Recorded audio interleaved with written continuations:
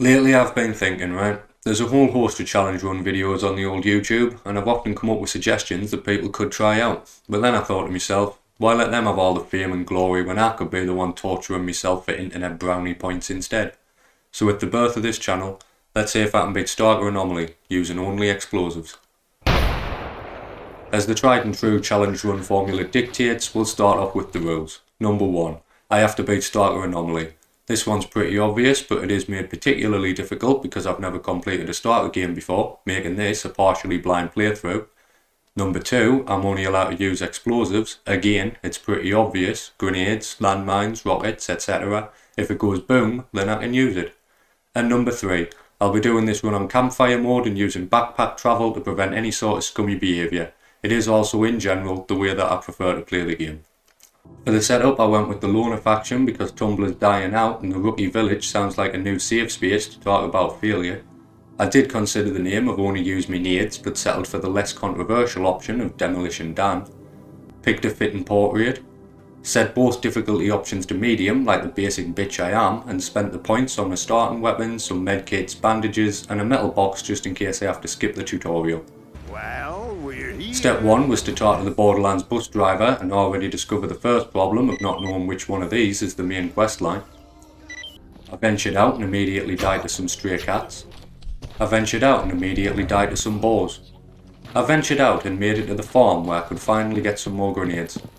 I tested one of them out and was impressed with the results. With the acquisition of more boomy rocks, I felt confident enough to try Fanatic's tutorial. It didn't quite go as planned, so instead I took him through the swamps and gave him a tutorial on blowing people up.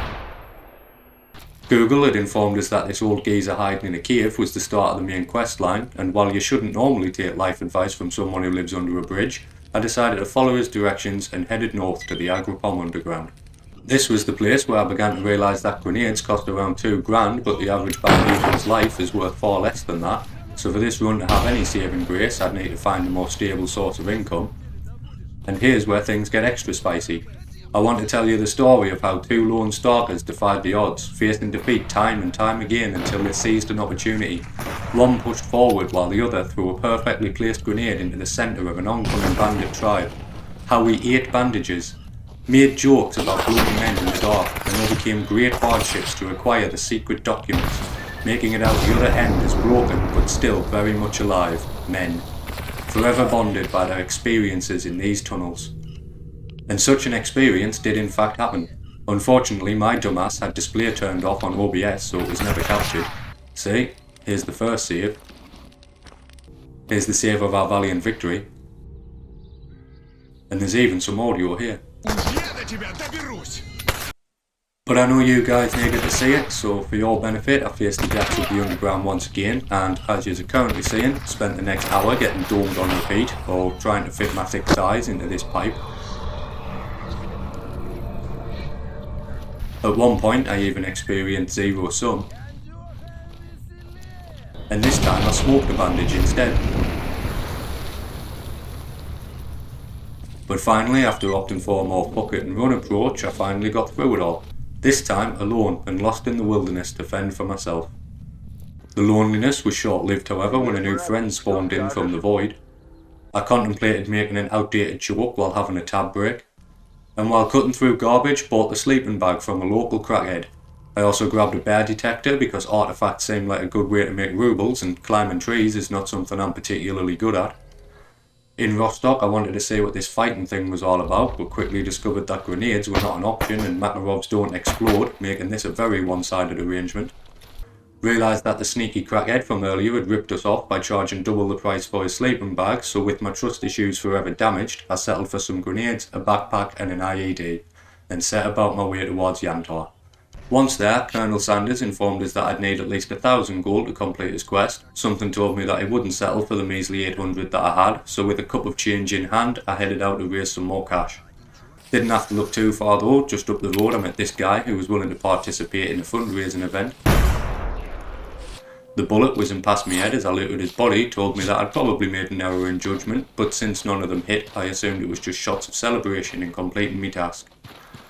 While it wasn't enough to afford the battle pass, it did still get us the common loot variant of the psychic helmet, which was good enough for me, so with the big brain Spetsnaz en route, I promptly noped the fuck out of there straight back to Rostock. I had a funny feeling that a mission involving whatever the hell a brain scorcher is would be too much for poor Dan and his lone grenade to handle, so I thought it best to do some of those side quests I'd been neglecting all game. This is the furthest I've ever been in the main story, and I have no idea how much I have left, but ideally I'd want to get my hands on something more effective than throwing danger rocks at everyone. Fortunately, while on one of these adventures, I did notice that there was another section to the Living Legends quest, so not to worry folks, the story does continue. Firstly though, we're going to recover those documents. Following the sound of gunfire led us to getting blown up by some water bottles.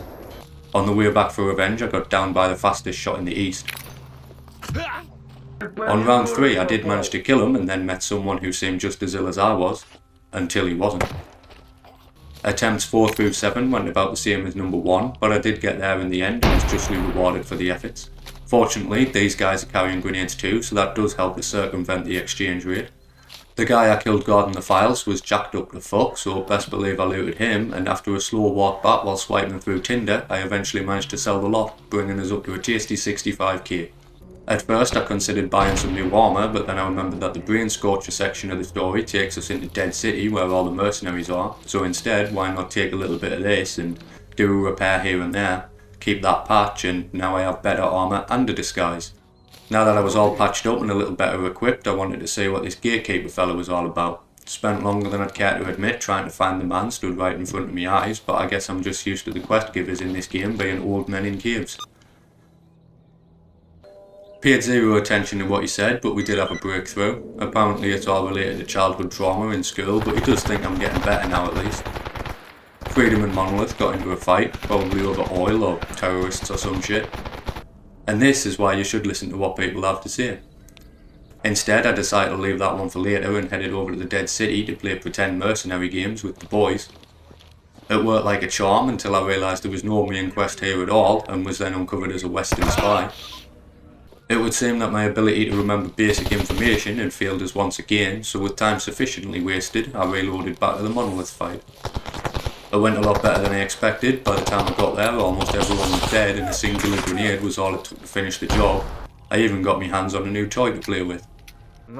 This time I felt it best to give Keeper me full attention, and he informed us that I was raiding someplace and that this is where I'd be shutting down the Scorcher.